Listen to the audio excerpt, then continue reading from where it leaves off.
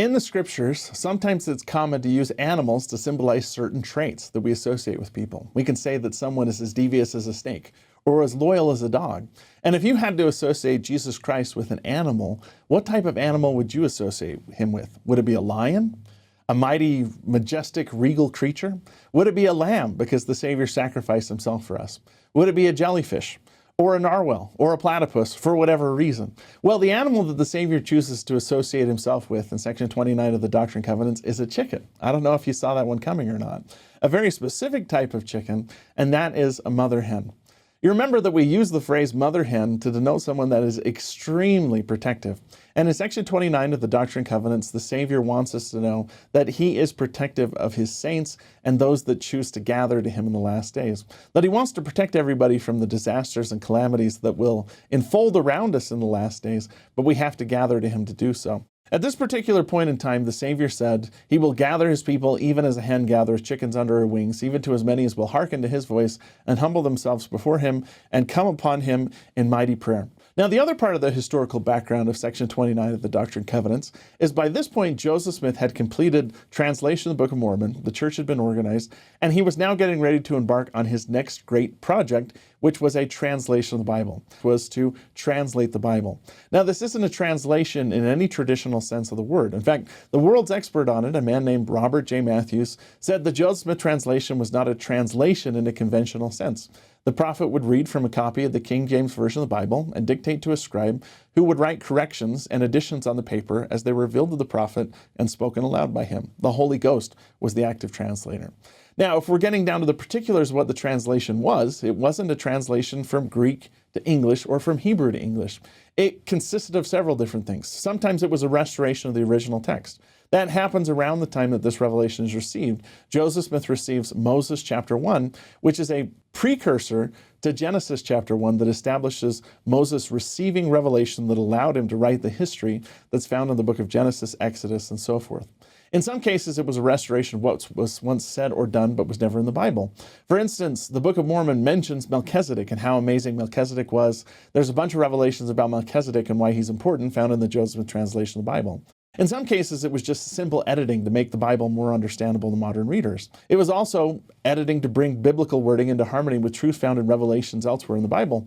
For instance, John chapter 1 says that no man hath seen God at any time, but there's several places in the scriptures where people have seen God. So Joseph Smith corrected the text to mean no man hath seen God at any time, except he hath borne witness of the Son.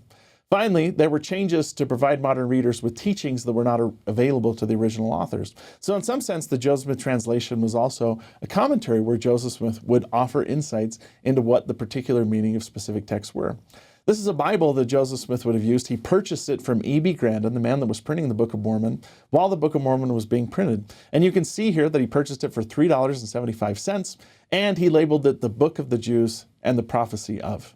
Now, this Bible is filled with changes that Joseph Smith made on the page, and it also is accompanied by manuscripts where Joseph Smith or a scribe would write out the text that they were receiving as part of the biblical translation. So what you're seeing right here actually becomes the Book of Moses, which is, again, this inspired precursor to the book of Genesis that explains who Moses is, that he knew who Jesus Christ was, and even that he had an encounter with Satan before he was able to receive the revelation that becomes the first 5 books of the Bible.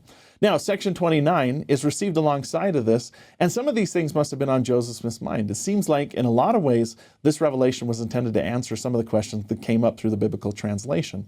And section 29 contains a lot of scary things about the last days, and some things that we maybe need to be careful about. It talks about destruction that will rain down on earth, and that men need to be prepared for the destruction that will happen in the last days so that they're safe. But it also talks about great things that will happen in the last days. For instance, section 29 says, "The end shall come, and the heavens and the earth shall be consumed and pass away, and there shall be a new heaven and a new earth. Old things shall pass away, and all things shall become new, even the heaven and the earth, and the fullness thereof, both men and beasts, the fowls of the air, the fishes of the sea." So not only does the Savior redeem men and women, the Savior redeems whole ecosystems.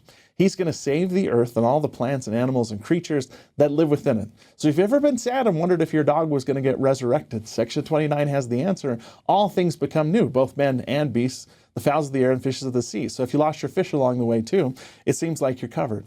Section 29 also goes back to the very, very beginning of the world and the struggles that Adam and Eve had with Satan. In fact, one of the things Joseph Smith receives as part of the translation process is another inspired prologue to the story that happens in the garden. Before we get to Adam and Eve and the serpent that tempts them in the garden, we find out that there was a struggle or a war in heaven. And the Savior, speaking to Joseph Smith in its translation process, describes it in these terms. He said, "The Lord God spake unto Moses, saying, That Satan, whom thou hast commanded in the name of mine only begotten, is the same which was from the beginning. And he came before me, saying, Behold, here am I, send me. I will be thy son, and I will redeem all mankind. The one soul shall not be lost. And surely I will do it, wherefore give me thine honor. But behold, my beloved son, which was my beloved and chosen from the beginning, said unto me, Father, thy will be done, and the glory be thine forever." It goes on to say that Satan's objective in the war in heaven was to remove people's agency. He said, "Because that Satan rebelled against me and sought to destroy the agency of man, which I, the Lord God, had given unto him, and also that I should give unto him my own power, and by the power of mine only begotten, I caused that he should be cast out." So the issue at stake here is agency. And I know a lot of the times in the church we phrase this by saying Satan was going to force everybody to be righteous. But think about that for a moment. Forced righteousness is a philosophical impossibility. If I have to force you to do something, you're not really a righteous person, because righteousness isn't just found in our actions, it's the intention behind our actions. If you're doing something righteous for the wrong reason, it's not really a righteous act. So let's think a little bit more deeply here and ask ourselves, if Satan's objective was to destroy agency, how could a person destroy agency? A general authority, Elder Paul V. Johnson, outlined several things necessary for agency to exist. He said, "We learn from the scriptures that there are several things necessary to make agency operative. Eternal law, opposition or opposites, including enticement of the good and evil, a knowledge of good and evil, sometimes referred to as a knowledge of good from evil, and the freedom or ability to choose. Without each of these elements, agency and the accompanying personal accountability for our choices would not function." So those four things are eternal law, opposition or opposites, knowledge of good and evil, and the power to choose. And Satan may have been trying to destroy our agency in any single one of these cases. What if he changed the law or didn't tell us what the law was? What if he set us up in a state where there weren't opposites, where there wasn't a good choice and a bad choice, a right choice and a wrong choice? What if he took away our knowledge of good and evil, or told us that we didn't have power to choose? Anciently, and even today, often Satan confuses the issues surrounding these four things and causes us to think that we don't really have agency, that we're just forced into one particular path. The Savior, on the other hand, when he placed Adam and Eve in the Garden of Eden, clearly explained to them the laws, explained to them that there would be opposition or opposites even if they didn't have it, gave them a knowledge of good and evil even though they hadn't experienced it yet, and then underlined that it was their power to choose what they had to do. And as section 29 mentions, Adam and Eve eventually had to leave the garden, but when they left, even though it felt like a bad thing at first, it eventually came to be known as a very, very good thing. Joseph Smith during this time receives, as part of his biblical translation, a moment where Adam and Eve are meeting with an angel and they finally realize the full purpose of the plan. That they didn't just have to know good and evil to know good and bad, that they knew good and evil so that they would know there were opposites or opposition to choose the good. And that they didn't have to just dwell on their fall, they could also understand and know that God had sent a Savior to help them. It mentions in the book of Moses, chapter 5, "In that day Adam blessed God and was filled and began to prophesy concerning the families of the earth, saying, Blessed is the name of my God, for because of my transgression my eyes are open, and in this life I shall have joy, and again in the flesh I shall see God." The interesting thing about the translation, too, is that it adds in the voice of Eve. Eve has the opportunity, once she understands the atonement, to say, were it not for our transgression, we should never have had seed, and should never have known good and evil, and the joy of our redemption, and that eternal life which God giveth unto all the obedient. Adam and Eve, because they knew the plan of salvation, were able to understand that life isn't a dead end, that life is a road where we make choices that eventually can get us back to God or get us to another place. That the most important thing was that Heavenly Father didn't just want disciples that were programmed to do what was right. He wanted people who had agency, beings that could choose to do right. And that choice, that power, that choice that we make to run to the Savior and allow Him to protect us is what defines us as the sons and daughters of God. We have the power to make our own decisions and to do what we think is right. And if we make the right decisions, we'll eventually end up back in God's presence. So section 29 is one of those early revelations that lays the groundwork for the plan of salvation the Latter-day Saints are so familiar with today.